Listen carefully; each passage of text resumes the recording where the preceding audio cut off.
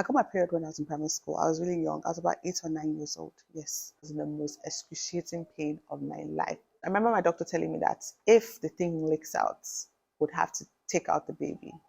I was like, no, something is wrong with me. I know something is wrong with me. Hi guys, my name is Tiffany Soregeye. I am 29 years old. This is my PCOS story, the journey to how I found out I had PCOS and how I've been battling with it for the past, let me say, 19 years. I think I knew I was not like other girls when I was in my preteens. Everything about me was different. I got my period when I was in primary school. I was really young. I was about 8 or 9 years old. Yes. I remember that morning like it was yesterday. It was in the morning. I woke up that day like normal, usual. I went to have my bath. When I got to the bathroom, when I took off my panties, I saw something brown. I wasn't sure what it was. And quickly did I go to my younger brother because he was like my best friend, still is like my best friend. I went to come and see what I was seeing in my panties. And he was like, ew, what's that? It was like maybe I pooped and I didn't wipe that part. Maybe I didn't wipe it and that's what's like stained my panties. You know how kids are. So I was like, okay, whatever. I had my bath. Until I was feeling somehow down there. My mom came back and I went to her and I said I wanted to show her something. I remember her expression. I took off my pants and she's like, and she said she's coming. And she went to my dad's room. I was like wondering what's going on. And I went as well. Like I went to like listen to what was going on. I was like, Tiffany has gotten a period. And I was like, what is period? You know, it was just weird. Because I was really young, right? Like, what is this thing called period? And my mom came and she used me the whole talk that if you allow boys touch you, you get pregnant, you're not a woman. And this was someone who was in primary school. Like I was in primary school. Like, what was I supposed to do with that information? Like, anyways, I was just like, okay, mommy. And that year was like primary six, like my final year in primary school. And I remember that I just became a shadow of myself. I think that was even the first time I could feel that I was kind of entering into depression. That was the time that I just started to withdraw from friends and everything. And, it was just weird. And the period cry didn't even last for up to I didn't last for up to like 3 days because like it's your first time, for those of you that menstruated at an early age or you have kids, you know that it is just going to last for like 2 days or even one day. So after that day, after that month, I think I did not get my period for like 3 months. Then it will come. Then shortly after, I think I started GHS1. That's GSS1, grade 7. I started grade 7 and I had friends around me, and I vividly remember being always shy of myself.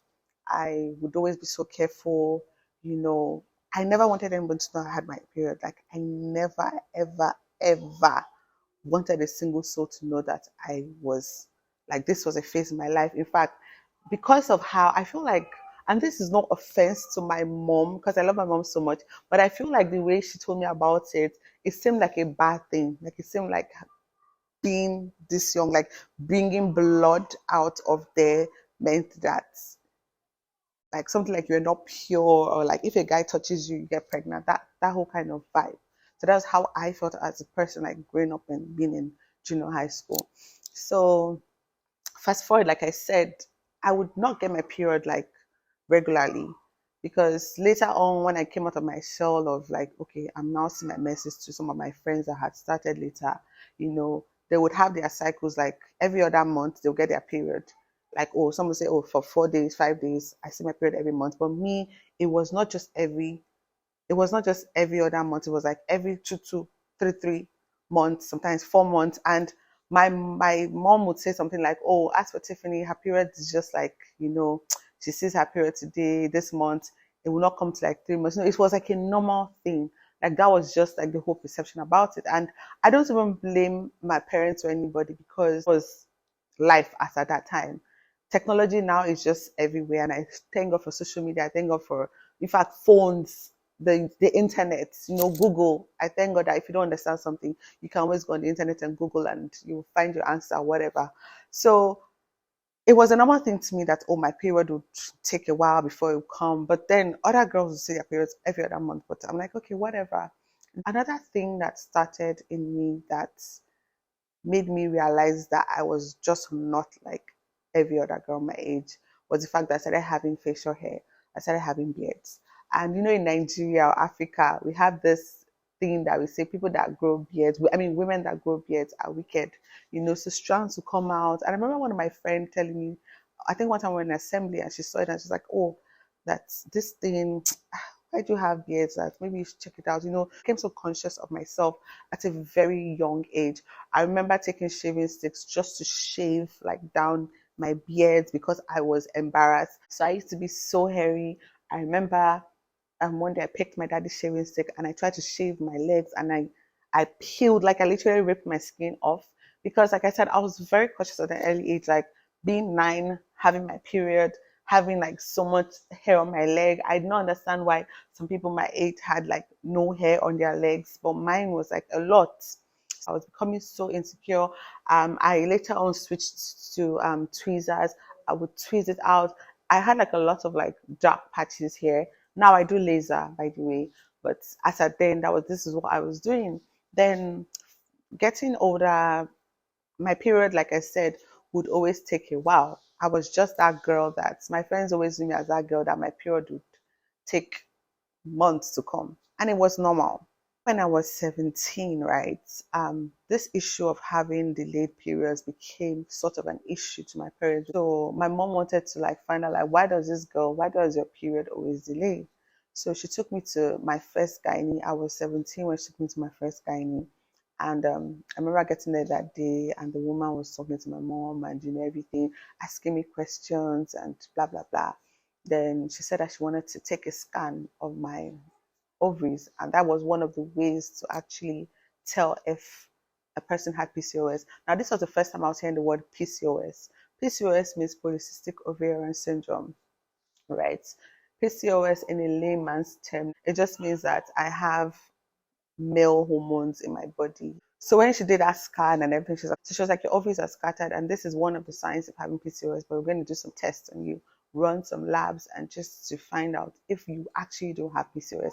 I remember her being very, very fascinated that day because she was like, she kept telling one of us, I've never seen a young girl with PCOS. Like, they always come in when they're older. I've never seen, she was really fascinated about my case. Tests were done. She told us that it will be ready in a week's time and they'll call us. So they called us. I remember going there back there with my mom, and they sat us down and she's like, your daughter has PCOS. It's not the end of life, but these are the things that would, these are the symptoms, and these are some things that may happen to her if it's not properly managed. She's like, your facial hair that you have, for example, now is one of the signs. Some people, some women, their voices get deeper. Some women, they cannot conceive. That was where I remember my mom broke down. She started crying because she was like, what do you mean that people that have PCOS cannot conceive? I mean, the lady said they had mentioned like, oh, delayed periods, facial hair, excessive growth of hair, different things like, oh, more like male hormones and everything in a woman. She mentioned all those things. But when she mentioned you might not be able to conceive, it broke her down because every woman's pride is the ability to actually conceive, have a child, right? So I remember my mom broke down, she was crying, and the doctor was trying to pacify her and tell her like, oh, it's okay, it's fine. Anyways, so she broke down and she was really crying, and the doctor was like, don't worry, it's going to be fine. There are drugs to take. You're going to watch your diet and blah, blah, blah. And I was still confused because even though I was 17, I was like a very naive teenager. I remember my mom was like, okay, we will tell your dad. And, after telling my dad, it's like nothing God cannot do, because that's what any parents say. Don't think about it too much. And which I didn't. I actually didn't think about it too much. I promise you. My mom did more of the thinking. She was more worried.